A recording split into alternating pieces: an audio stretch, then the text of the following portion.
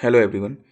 तो 19 दिसंबर 2021 को जो ईपी ट्रिपल एससी जेई का पेपर हुआ था उसका पार्ट 1 हम सॉल्व कर चुके हैं।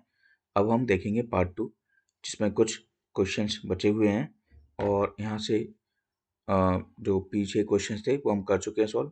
आगे क्वेश्चन हम देखते हैं, ठीक है। तो पहला क्वेश्चन आपसे कह रहा है यहाँ पे, विच of the following is a non consumable electrode among the given options. तो नॉन कंज्यूमेबल इलेक्ट्रोड आपसे पूछा गया है, एक कंज्यूमेबल होता है और एक दूसरा नॉन कंज्यूमेबल होता है। तो यहाँ पर टंगस्टन जो होगा आपका वो नॉन कंज्यूमेबल होगा, ठीक है।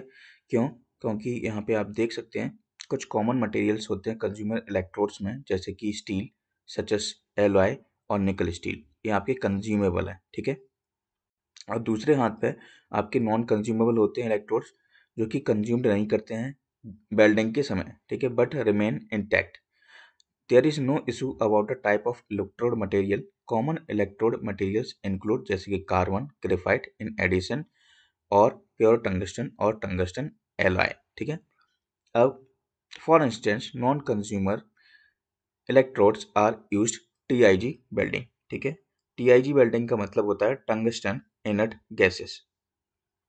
Here the electrode is made up of tungsten which has a high melting point of 6000 degree Fahrenheit. तो इसका दो टाइप के आपकी वेल्डिंग्स हुई, ठीक है। एक कंज्यूमर इलेक्ट्रोड हुआ और एक नॉन कंज्यूमेबल, ठीक है। तो कंज्यूमेबल में भी आपसे पूछा जा सकता है कौन से मटेरियल यूज होते हैं और नॉन कंज्यूमेबल में भी, ठीक है। अगले क्वेश्चन पे हम चलते हैं। अगला क्वेश्चन कह रहा है which of the following electrical components can be used as a high pass filter. तो देखिए हाई पास फिल्टर बनाने के लिए आपको कैपेसिटर की जरूरत पड़ती है ना। और वो कुछ इस प्रकार का दिखाई देता है, ठीक है। ये आपका क्या है, हाई पास फिल्टर, जिसमें और पूरा इसका नाम है सर्किट का आरसी फिल्टर, है ना। नेक्स्ट क्वेश्चन है, एक सिंपल सा इलेक्ट्रिकल सर्किट है, calculate the power dissipated by the resistor of 8 ohm if the voltage applied across it is 12 volt, ठीक है। तो पावर क्या होता है आपका B square upon R, B भी गिवन है आपको, ठीक है, और आर भी गिवन है।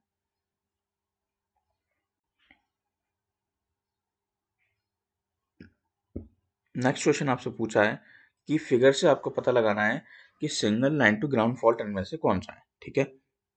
और खास और साथ साथ एनालाइज करना है कि how shunt faults are characterised. तो देखिए ऑप्शन नंबर 1 की हम पहले बात कर लेते हैं। तो ऑप्शन नंबर 1 ही आपका वैसे आंसर है और यह single line to ground fault को शो कर रहा है, ठीक है। आप देख सकते हैं ये आपका क्या है, ये आपका ग्राउंड है, अर्थ है, ठीक है। और सिंगल लाइन टू ग्राउंड ये डिनोट कर रहा है। साथ ही साथ जब करंट को इंक्रीज करेंगे और उसके साथ क्या होगा, वोल्टेज फॉल होगा और फ्रीक्वेंसी भी यहाँ पे, ठीक है।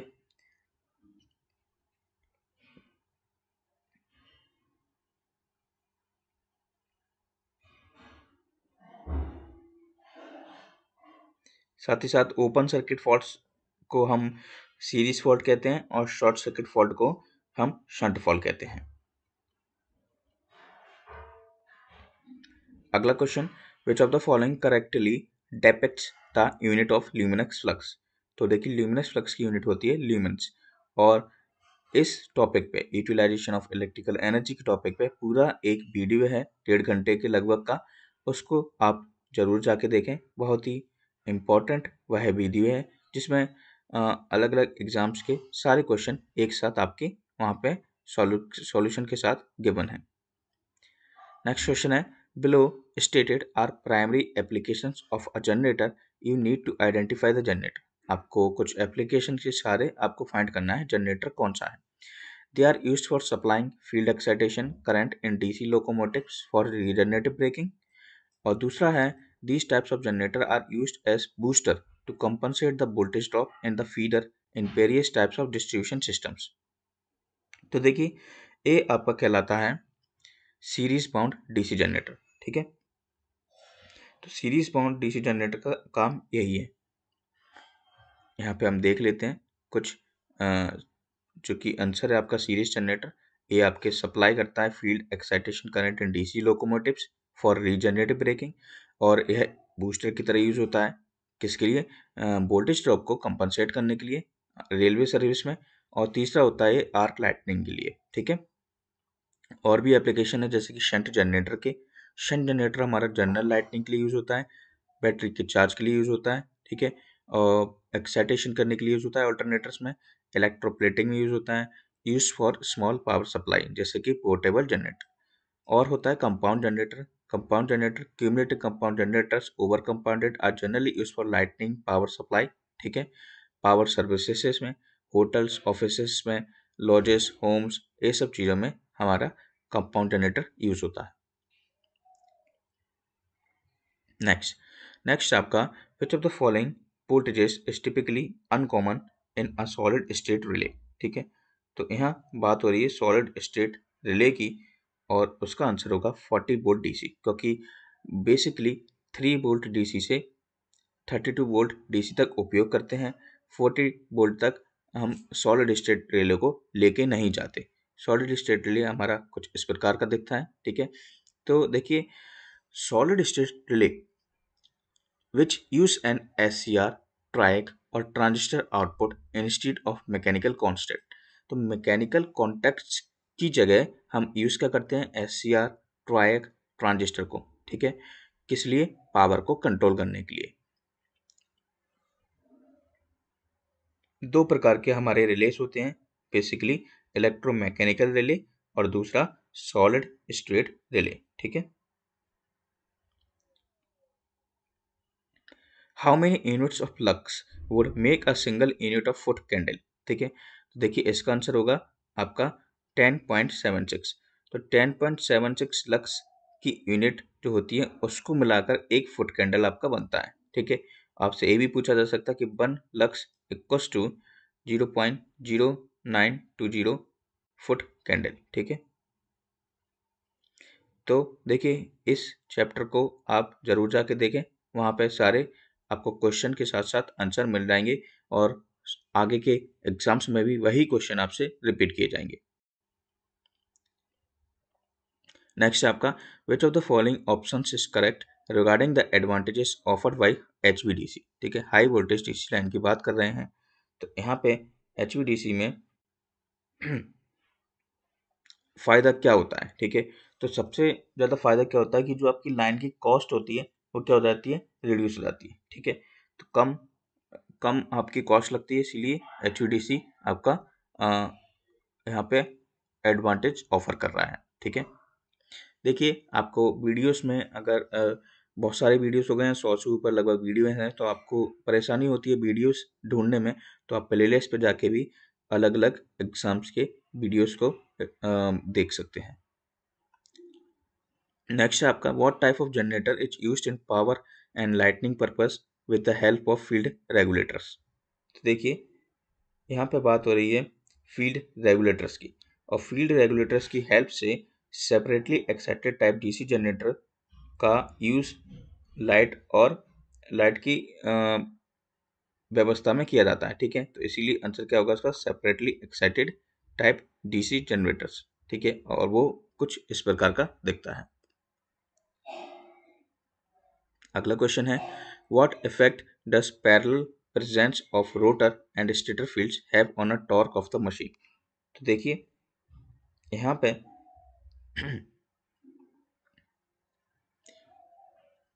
बात हो रही है रोटर और स्टेटर फील्ड पे पैरेलल होने पे मशीन में क्या होगा, ठीक है। तो टॉर्क तो आप जानते हैं बिल्कुल भी ऑब्टेन नहीं होगा, क्योंकि टॉर्क का फॉर्मूला होता है EV into B upon X sine alpha, ठीक है, आप ये जानते हैं। और जब रोटर और स्टेटर फील्ड पैरेलल हो जाएंगे तो उनके बीच का जो एंगल होगा वो आपका क्या हो जाएगा, जीरो। और जैसे ही साइन जीरो हो गया तो साइन जीरो की वैल्यू कितनी होती है, जीरो, और तो टॉर्क भी क्या हो जाएगा, जीरो। तो आंसर क्या होगा, there will be no torque. Next question which of the following options denote the reason for overheating in the case of generator. तो देखिए ओवरहीटिंग जनरेटर में कब होती है, जब जनरेटर में ओवरलोडिंग हो जाती है। तो आंसर क्या होगा इसका, overloading of the generator.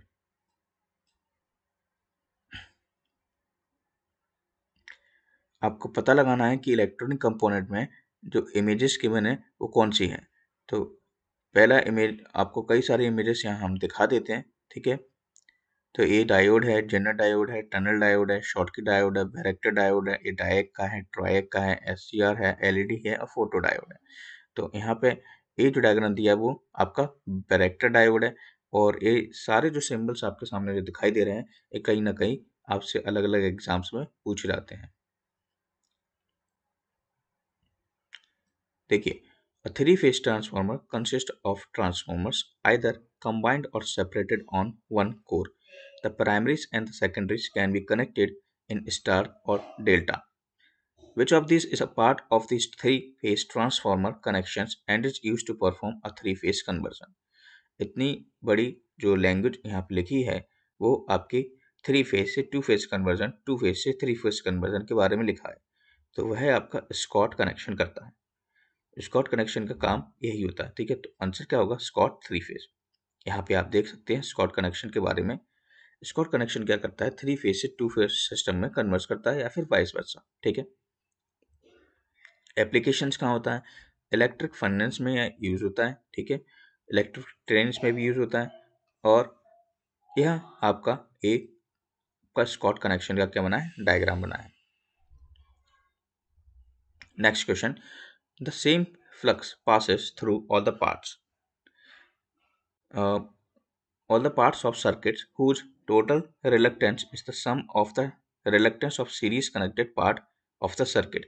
Also, the MMF is equal to the sum of the MMF required for the individual part. Which magnetic circuit have all these properties? तो देखिए यहाँ पे बात किसकी हो रही है?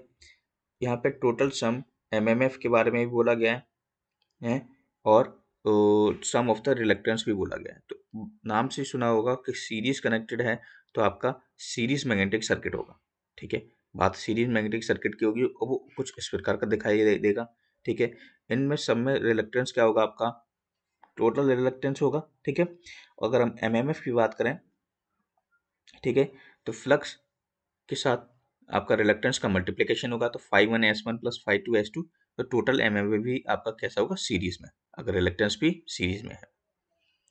नेक्स्ट क्वेश्चन है, identify the case that could potentially cause uncertainty in transmission system planning. ठीक है, तो यहाँ पे जो बात हो रही है वो अननोन जनरेटर्स डिस्पैच की बात हो रही है, क्योंकि ये ट्रांसमिशन की प्लानिंग में आपकी अनसर्टेनिटी ला सकता है, तो इसीलिए अननोन जनरेटर्स डिस्पैच आपका यहाँ पे आंसर होगा।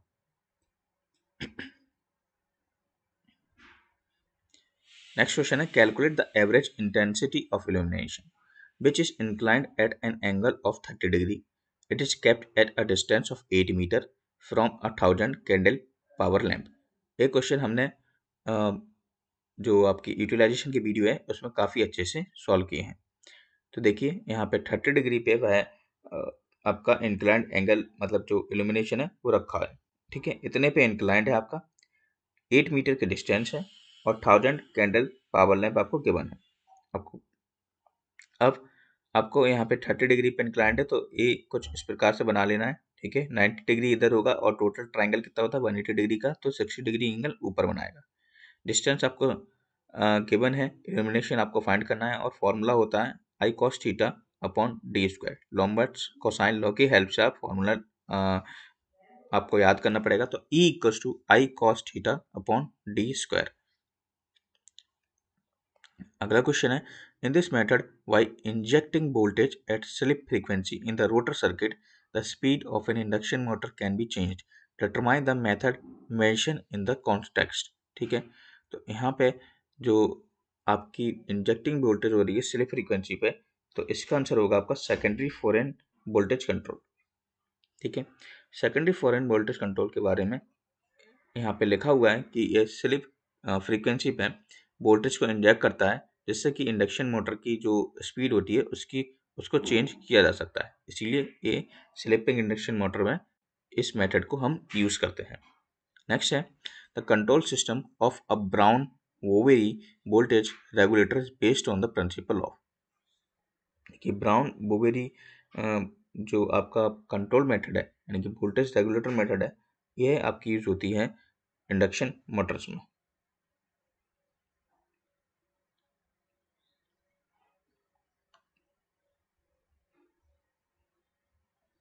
नेक्स्ट क्वेश्चन है आपका, a DC motor runs at 200 rpm speed.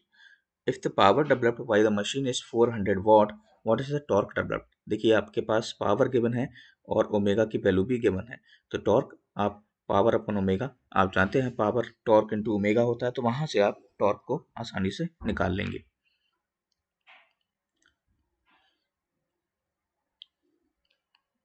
Next है आपका, which of the following types of transformer is used to separate equipment from the source to power. तो देखिए यहाँ पे सेपरेशन की बात हो रही है, आपको ध्यान देना है क्वेश्चन के अंदर सारी चीजें। सेपरेट इक्विपमेंट सोर्स से पावर कौन सा होता है आपका, आइसोलेशन ट्रांसफार्मर, ठीक है। तो यहाँ पे आंसर आपका कौन सा होगा, आइसोलेशन ट्रांसफार्मर।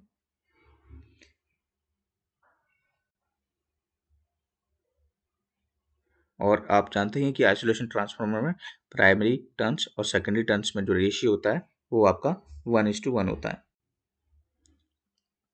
देखिए अगला क्वेश्चन भी इल्यूमिनेशन से रिलेटेड है, जाके जल्दी से जाके उस वीडियो को जरूर देखें जिसमें ये सारे क्वेश्चन आपको इंक्लूड हैं। Calculate the depreciation factor if the illumination under normal working condition is 400 lux and after cleaning it is 600 lux। Depreciation factor का वर्क फॉर्मूला होता है नॉर्मल वर्किंग कंडीशन में जो आपको इल्यूमिनेशन दिया है उसका रेशियो किसके साथ, illumination after cleaning.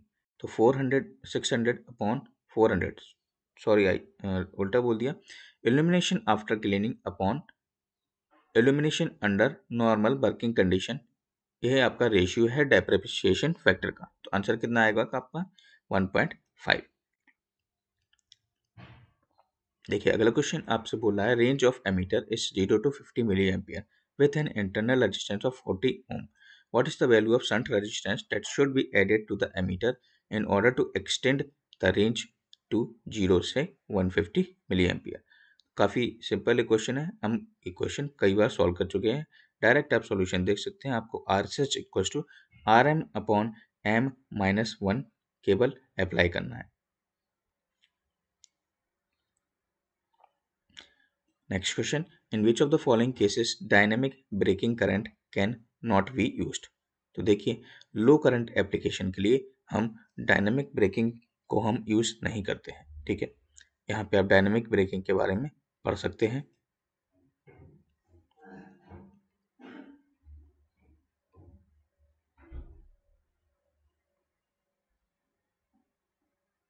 Next question, what is the main purpose of using the light coating layer on the electrode. तो यहाँ पे देखिए लो लाइट कोटिंग भी होती है और हाई लाइट कोटिंग भी होती है। तो लो लाइट यहाँ पे पूछा गया है लाइट कोटिंग लेयर का क्या यूज होता है आपके इलेक्ट्रोड पे, ठीक है। तो देखिए एडवांटेजेस ऑफ कोटेड इलेक्ट्रोड, यहाँ पे आप कोटेड इलेक्ट्रोड जो होता है उसके एडवांटेजेस पढ़ सकते हैं। और यहाँ पे जो आंसर होगा वो होगा आपका टू इंक्रीज आर्क स्टेबिलिटी। तो लाइट कोटिंग लेयर का जो यूज होता है वो स्टेबिलिटी को इंक्रीज करने के लिए होता है। और लगभग ये इलेक्ट्रोड होता है वो 1 मिलीमीटर की कोटिंग जो उस पर लेयर होती है वो उस पर बिछाई जाती है, ठीक है।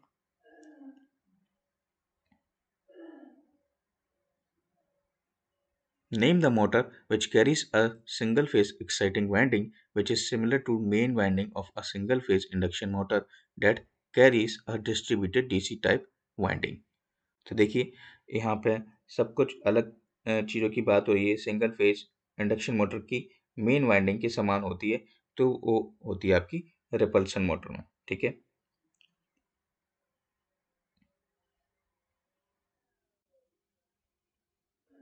और वो इस प्रकार से दिखाई देती है।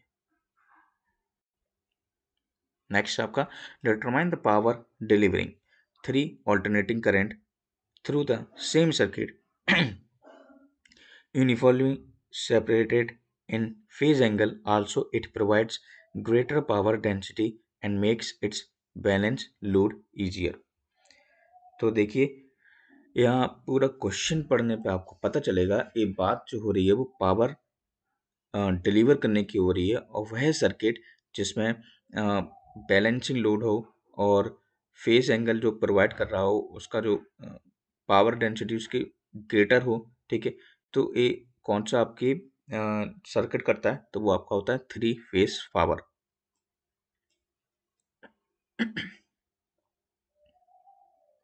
नेक्स्ट आपका कौन सा मैग्नेटिक सर्किट है जो कि क्यूरीज लॉ को ओबे करता है, ठीक है, फॉलो करता है, तो वो आपका होता है पैरामैग्नेटिक मटेरियल्स। और पैरामैग्नेटिक मटेरियल्स के बारे में हम कई बार देख चुके हैं, इसकी जो परमेबिलिटी होती है वो ग्रेटर देन 1 होती है। और एग्जांपल्स कौन से होते हैं आपके, एल्यूमिनियम, प्लेटिनम और ऑक्सीजन।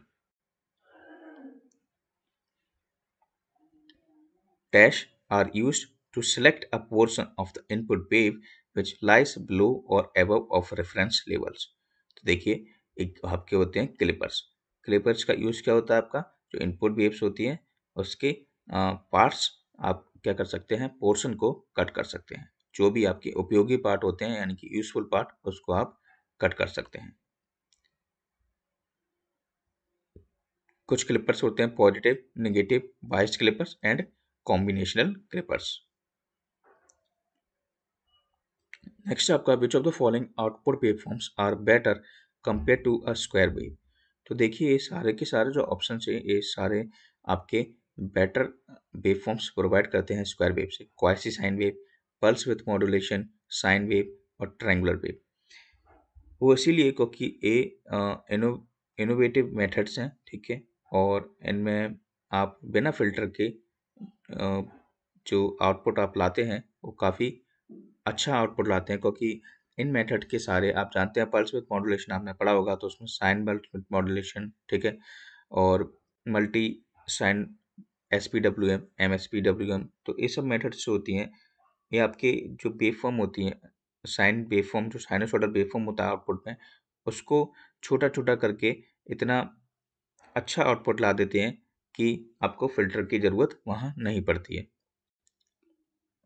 द 1, 2 और 3 आपका क्या होगा, राइट आंसर। नेक्स्ट क्वेश्चन है आपका, the armature core of a DC machine houses the conductor in the slots and provides N easy path for magnetic plugs.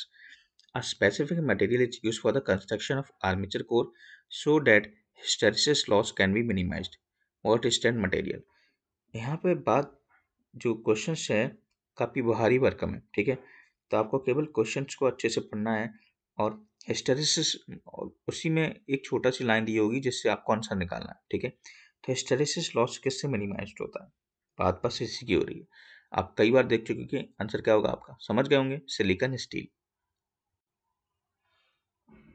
और इसकी जो विड्थ होती है वो 0.3 से 0.5 mm तक रखी जाती है, ठीक है। नेक्स्ट है आपका, which of the following options denote the section of Indian electricity act under which I rules 1956 were made. तो इसका आंसर होगा सेक्शन 37, और बाकी के सेक्शंस भी आप यहाँ पे आई रूल्स के पढ़ सकते हैं। नेक्स्ट है आपका, consider the 6 pole DC generator having 3000 conductors और रोटेट कर रहा है 500 आरपीएम पे, फ्लक्स आपको गिवन है, what will be the induce voltage अगर वाइंडिंग टाइप वेव कनेक्टेड है। ये क्वेश्चन मैं नहीं बताऊंगा, कई बार ये क्वेश्चन मैं बता चुका हूँ, ई इक्वल टू पी 500/60 ये लगाना है।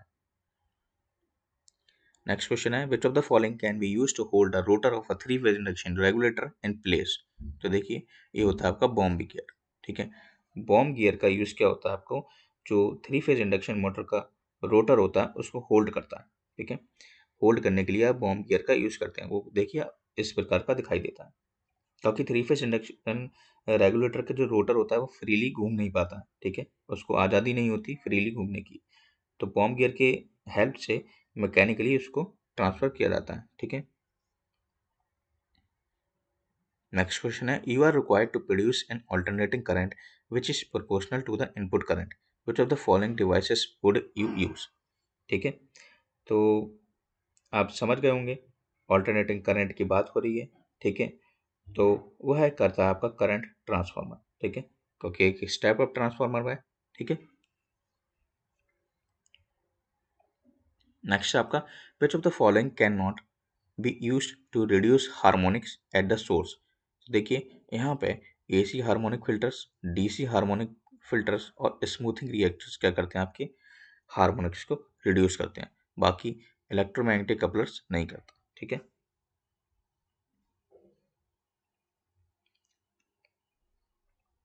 आप यहाँ पे बाकी के HVDC ट्रांसमिशन सिस्टम में यूज होने वाले हार्मोनिक करंट्स में यानी कि AC साइड और DC साइड के ऑपरेशन पे हम फिल्टर्स को यूज करते हैं।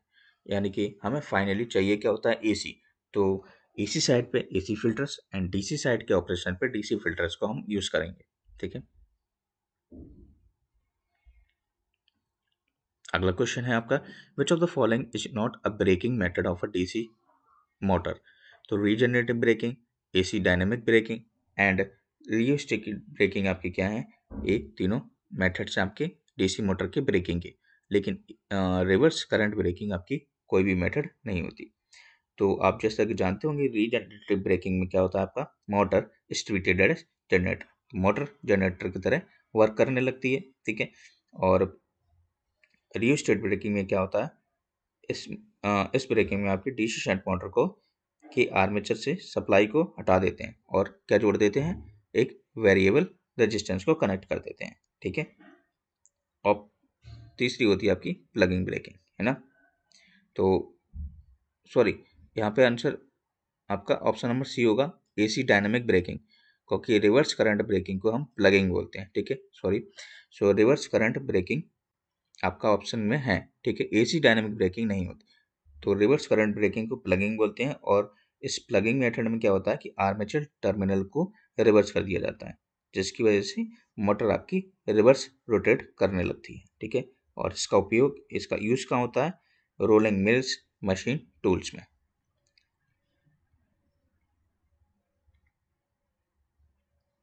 If the equivalent impedance of the given circuit is R, find the value of 101 R। यहाँ पे 101 R लिखा हुआ है। ठीक है, तो इस सर्किट को आपको सॉल्व करना है। ठीक है, यहाँ मैं आपको सॉल्यूशन दिखा देता हूँ। रेजिस्टेंस गिवन है XL XC। ठीक है, आप एडमिटेंस निकाल लेंगे y equal to y1 plus y2 plus i3 से। तो उसको टोटल निकालने पे y इक्वल टू 1/z, तो वहाँ से आप इम्पीडेंस फाइनली निकाल लेंगे और क्रॉस मल्टीप्लिकेशन करेंगे 10 प्लस j का, तो वहाँ से आप 101 R फाइनली आ जाएगा। सॉल्व कर लेंगे आप। नेक्स्ट क्वेश्चन है, if a load in a generator decreases what will happen to the magnetic field and generator speed. ठीक है, तो देखिए यहाँ पे अगर जनरेटर की लोड कम हो जाता है, ठीक है, तो पूछा गया है कि मैग्नेटिक फील्ड पे क्या असर पड़ता है और जनरेटर स्पीड पे। तो जब जनरेटर पे लोड कम हुआ है तो मैग्नेटिक फील्ड क्या होगी, डिक्रीज होगी। ठीक है, क्योंकि जनरेट कम करना चालू कर देगा और स्पीड क्या होगी, साथ ही साथ इंक्रीज हो जाएगी। तो ऑप्शन नंबर क्या हो जाएगा, सी। नेक्स्ट क्वेश्चन, दो लैंप हैं placed in front end back of a cardboard. एक लैंप डिस्टेंस है 5 मीटर पर, दूसरी है 6 मीटर पर। If both these lamps illuminate the cardboard equally and lamp 1 is rated 100 candela, find the rating of lamp 2। देखिए, lamp 1 की दूरी, lamp 2 की दूरी, ठीक है, और आपको फाइंड करना है कैंडल पावर। तो इल्यूमिनेशन जो होता है वो कैंडल पावर के प्रोपोर्शनल है यहाँ। तो I1/I2 equals to candle power 2 upon candle power 1। तो जो कैंडल पावर है वो इल्यूमिनेशन के यहाँ पे इन्वर्सली है। तो 100/25 equals to candle power 2 upon candle power 1 जब आप करेंगे तो वहाँ से कैंडल पावर 2 की वैल्यू आ जाएगी।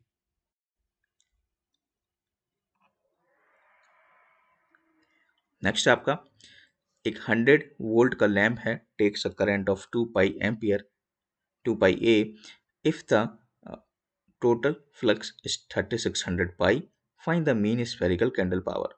ये क्वेश्चन हमने कल भी करा था। ठीक है, CHPSCL के पेपर में, और कई सारे डिस्कस किए हमने यूटिलाइजेशन की वीडियो में। तो MSCP का फॉर्मूला होता है total flux upon 4 pi, answer will be 900। अगला क्वेश्चन है आपका, find the secondary voltage of a transformer from the given information the secondary current is 48 ampere while the primary current is 12 ampere and the transformer is fed with a 16 volt supply। देखिए, B2 upon B1 equals to I1 upon I2 को apply करना है केवल, you will get the answer. Next question. In a three-phase induction motor, when a full voltage is applied to the stator winding, the rotor fails to start because the number of stator and rotor slots are either equal or have an integral ratio. Determine the phenomena mentioned in the above context. ये हमने CHPSL के में भी बात करी थी.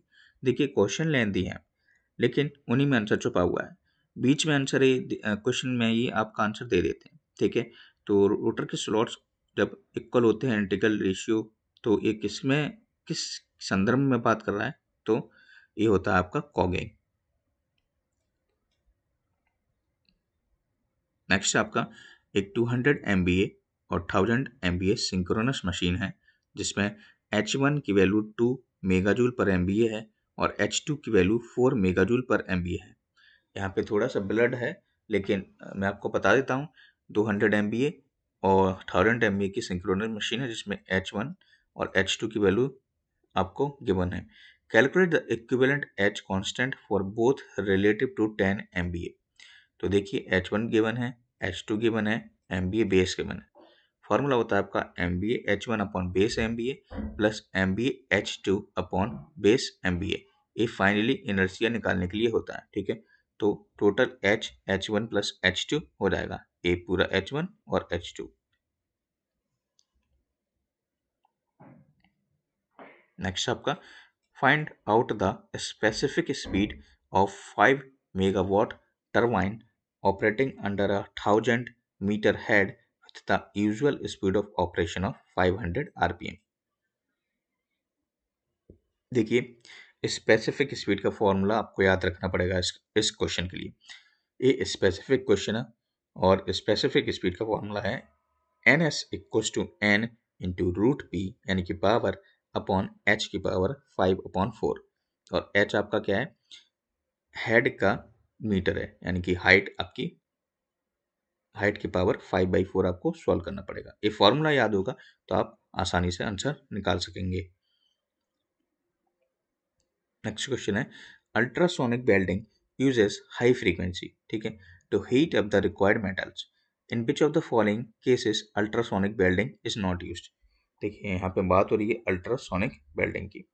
तो ultrasonic welding की जो फ्रीक्वेंसी होती है वो 20 किलोहर्ट्ज से 60 किलोहर्ट्ज होती है. ठीक है, और लगभग 1 मिलीमीटर की थिकनेस की पे हम इसको यूज करते हैं. ठीक है, ऑप्शन नंबर इसका सी होगा. ठीक है, वेल्डिंग गैल्वेनाइज शीस्ट. ठीक है, यहाँ पर हम अपने अल्ट्रासोनिक वेल्डिंग को यूज नहीं करते हैं. कहाँ कहाँ यूज करते हैं, फैब्रिकेटिंग न्यूक्लियर फ्यूल एलिमेंट्स पे, थर्मेटिक सीलिंग ऑफ मटेरियल्स पे और स्प्लाइसिंग मेटेलिक फॉइल पे. यहाँ पे कुछ पॉइंट्स हैं अल्ट्रासोनिक वेल्डिंग के जो कि आप रीड कर सकते हैं. अगला क्वेश्चन है which of the following statements is true regarding the butt welding. तो देखिए बट वेल्डिंग यानी कि यहाँ पे कुछ स्टेटमेंट्स हैं और सारे के सारे स्टेटमेंट यानी कि हम पढ़ते हैं. Flash butt welding is a combination of resistance arc and pressure welding. ये सही है. Upset butt welding is use for welding rods. ये भी सही है. Percussion welding is a self timing spot welding method. ये भी आपका ऑप्शन सही है. देखिए लास्ट ऑप्शन जो है वो गलत है. Aluminium alloys are flash welded. तो देखिए यहाँ पे जो वेल्डिंग होती है दो प्रकार की होती है, एक अपसेट और एक सिंपल बट वेल्डिंग. ठीक है, जिसको अपसेट भी कहा जाता है और सिंपल बट वेल्डिंग भी कहा जाता है. और दूसरी जो होती है वो होती है आपकी फ्लैश बट वेल्डिंग.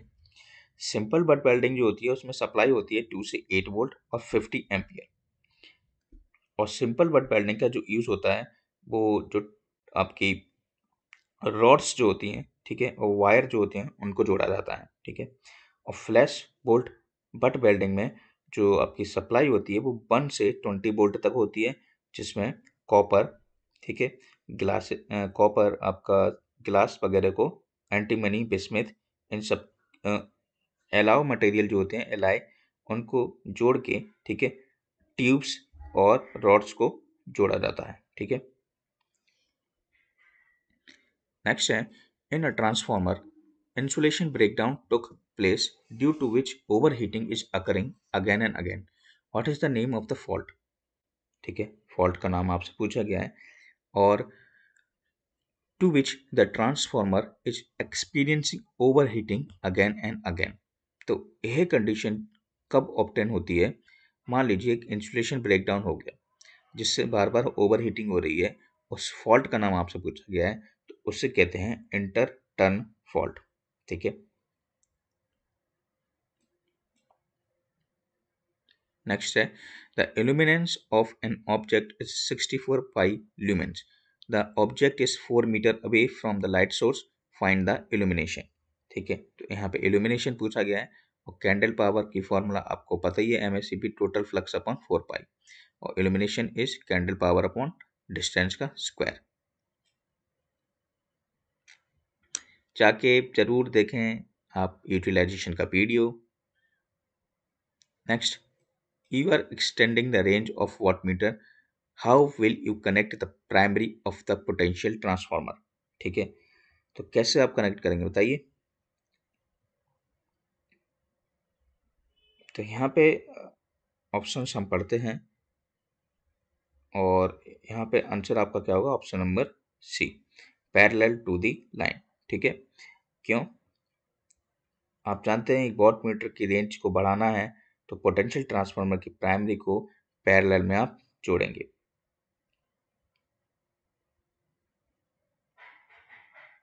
नेक्स्ट है आपका, digital phase angle meter have replaced analog type primarily due to its. क्यों डिजिटल फेस एंगल मीटर को हम क्यों मतलब एनालॉग टाइप से रिप्लेस कर देते हैं? कैसे? क्यों? क्योंकि हम जानते हैं कि जो डिजिटल फेस एंगल मीटर्स है उसकी एक्यूरेसी क्या होती है? हाई।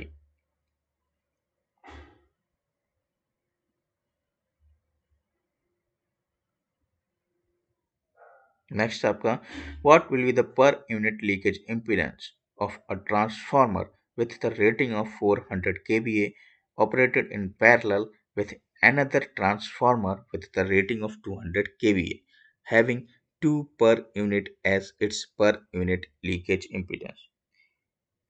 बताइए। तो इसका देखिए आंसर क्या होगा, काफी सिंपल ये क्वेश्चन है। तो आंसर इसका होगा कितना? ऑप्शन नंबर बी यानी कि 2।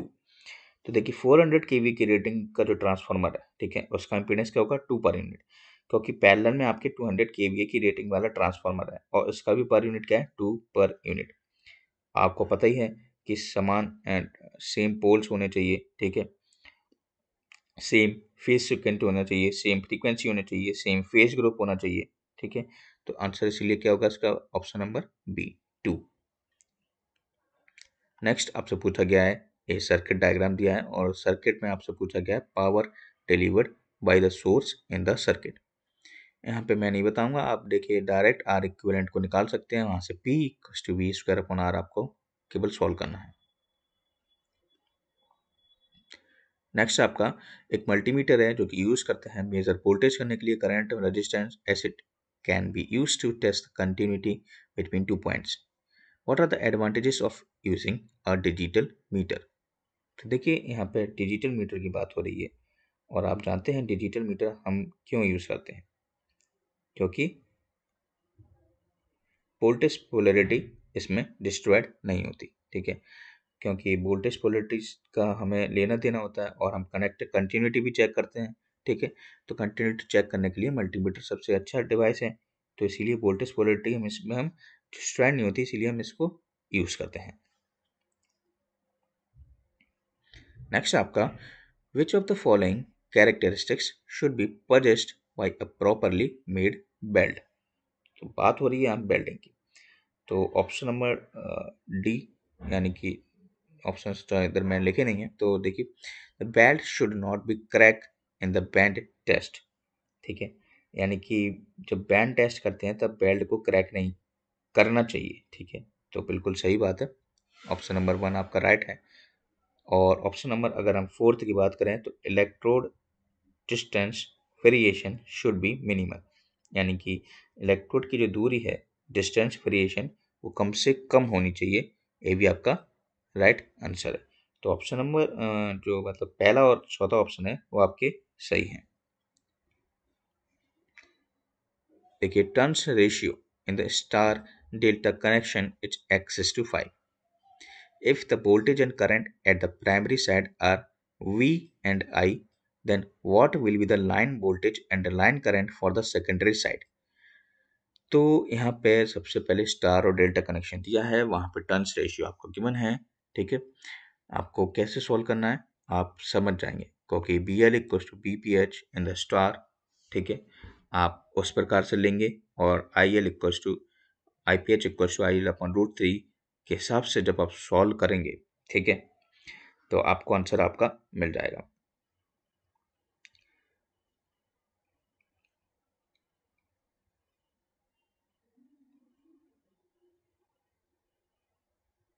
नेक्स्ट क्वेश्चन पे हम चलते हैं। नेक्स्ट क्वेश्चन है आपका, calculate the per unit synchronous reactance on the base value of 200 MVA and 20 kV when a 100 MVA with 20 kV synchronous generator has 1 per unit synchronous reactance। तो यहाँ पे आपको पर यूनिट सिंक्रोनस रिएक्टेंस की value find करना है। ये हम UPPCL ई के एग्जाम्स में इसको ऐसे क्वेश्चनों को सॉल्व कर चुके हैं। फॉर्मूला आप जानते हैं, जेड न्यू यानी कि न्यू इम्पीडेंस होता है old impedance into M B A new upon M B A old into K V old का अपॉन के वी न्यू का होल स्क्वायर। तो देखिए यहाँ पे ये लास्ट क्वेश्चन आपका, इलेक्ट्रिक वेल्डिंग एक ऐसी प्रोसेस है ऑफ हीटिंग एंड वेल्डिंग दो मेटल स्पीसीज की साथ ही साथ using a powerful electric current while performing this a few precautions should be taken. उनमें से आपको पता लगाना है कि कौन से प्रिकॉशंस आपको लेने हैं। ठीक है, तो देखिए ऑप्शन नंबर बी और सी यहाँ पे राइट आंसर है। ठीक है, तो क्योंकि जब एनर्जाइज्ड इलेक्ट्रोड जो होते हैं, ठीक है, उनके होल्डर को पानी में मतलब वाटर में नहीं डिप करना चाहिए, यानी कि डुबाना नहीं चाहिए। और सी ऑप्शन जो है कि वेल्डिंग जो आपकी डिवाइसेस होती हैं, ठीक है, वेल्डिंग इक्विपमेंट्स जो होते हैं आपके, उनके मतलब सक्रिय पार्ट लाइव पार्ट्स को सीधे डायरेक्टली कांटेक्ट से लाने के लिए अवॉइड करना चाहिए। तो ऑप्शन नंबर बी एंड सी आपके राइट आंसर्स हैं। अब इस पेपर को हम ख़त्म कर चुके हैं, और इस पेपर को जब आप एनालाइज करेंगे, UP triple S C JE हो या फिर अभी जो एग्ज़ाम्स चल रहे हो या फिर C H P S C L का जो हमने एग्ज़ाम किया, उनमें एक बात कॉमन है, C S P S C L में ही वेल्डिंग से क्वेश्चन नहीं पूछे थे, लेकिन इसमें वेल्डिंग से क्वेश्चन बहुत सारे पूछे गए हैं, इल्यूमिनेशन से क्वेश्चन बहुत सारे पूछे गए हैं। तो इल्यूमिनेशन वेल्डिंग यानी कि utilization, heating, illumination, weldings, refrigeration, ये टॉपिक्स जो हैं मैं इनको लाऊंगा। आप ज़रूर इन वीडियोस को देखें, यूटिलाइजेशन की वीडियो को ज़रूर जाके देखें, उससे आपको काफ़ी हेल्प मिलेगी आगे के पेपर्स में।